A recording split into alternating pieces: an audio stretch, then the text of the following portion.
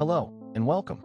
Today we open one of the most influential personal finance books ever written, Rich Dad, Poor Dad by Robert Kiyosaki.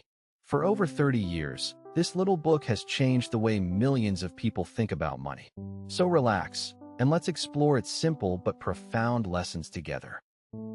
Kiyosaki grew up with two fathers. His real father was highly educated, a PhD with a stable job, yet he struggled with money his whole life. He called him the poor dad. His second father was the dad of his best friend, who dropped out of school early, yet became one of the richest men in town. He called him the rich dad. Two fathers, two opposite pieces of advice, and that difference in mindset is what this entire book is about. One single line captures the whole book. The poor and the middle class work for money, while the rich make money work for them. It sounds simple, but to truly understand it and live by it, we need to walk through each lesson the rich dad taught. Before the details, let's see the whole journey. The book guides us through 6 core lessons on financial thinking. Then it reveals 5 mental obstacles that keep most of us from getting ahead. And finally, concrete steps you can take starting today. Now let's dive in. Here are the 6 lessons we'll explore. Lessons 1 and 2 are about how you see money and telling assets apart from liabilities. Lessons 3 and 4 are about building a financial foundation and understanding the rules of the game. Lessons 5 and 6 are about financial intelligence and investing in yourself. What ties them all together is this: it is your mindset, not your salary, that decides whether you stay rich or poor. Lesson 1. The rich don't work for money. Most of us are driven by 2 emotions, the fear of not having enough and the desire to spend. Out of fear, we go to work. Once we're paid, greed makes us spend it all. Then fear returns, and we work again. The rich dad called this the rat race. The rich escape it by learning something different. Instead of working for money, they make money work for them. Lesson 2, and the most important of all, you must know the difference between an asset and a liability. The rule is wonderfully simple. An asset puts money into your pocket, even when you do nothing. A liability takes money out of your pocket every month. The rich spend their money buying assets. The poor and middle class buy liabilities, like a fancy car or expensive gadgets, but believe they are assets. Focus on building your asset column, a little bit every day. The rich dad said it again and again. It is not how much money you make that matters, but how much you keep and how hard that money works for you. Many high earners stay poor, simply because they never keep what they earn. Lesson 3. Mind your own business. This does not mean quit your job tomorrow. Your job pays the bills, but alongside it, you must quietly build your own asset column. Use part of your savings to invest in things that generate cash flow, like stocks, rental property, or a small business. Your career feeds you today, but it is your assets that bring you freedom tomorrow. Lesson 4 is about taxes and the power of corporations. Employees earn money, get taxed first, then spend whatever's left.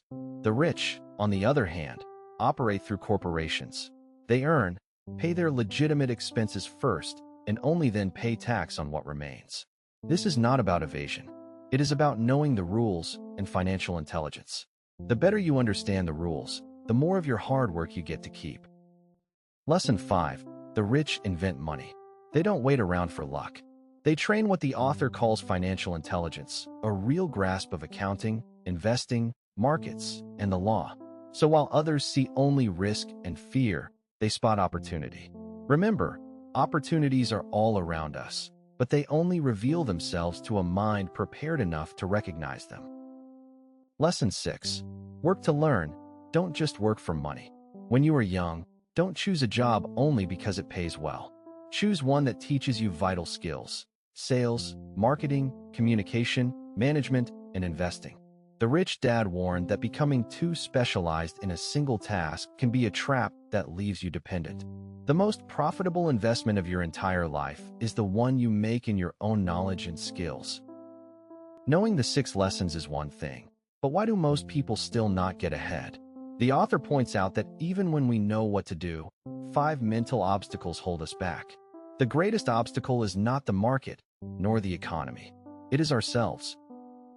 The 5 obstacles are fear, cynicism, laziness, bad habits, and arrogance. Everyone fears losing money, but the rich act in spite of that fear. Many people let the cynicism of others kill their dreams. Some stay busy just to avoid what truly matters. And arrogance, believing you already know enough, is what stops us from learning more. Overcome these 5, and your financial path opens up. The Rich Dad taught that winners are not afraid of failure. Failure is not the end. It is a natural part of the road to success. Every stumble is a lesson, and it is those lessons that turn an ordinary person into a truly wealthy one. The final part of the journey is action, because all the knowledge in this book means nothing if it just sits inside your head. The good news is, you don't need a fortune to begin.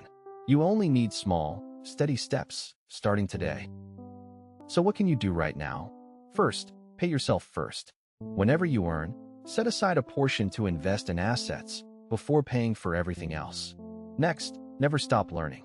Read, attend talks, and find a mentor who has already walked the path. Start with small amounts and small habits. What matters is not how big you start.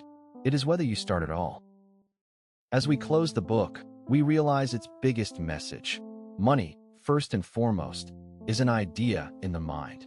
Rich Dad, Poor Dad does not promise to make you rich overnight.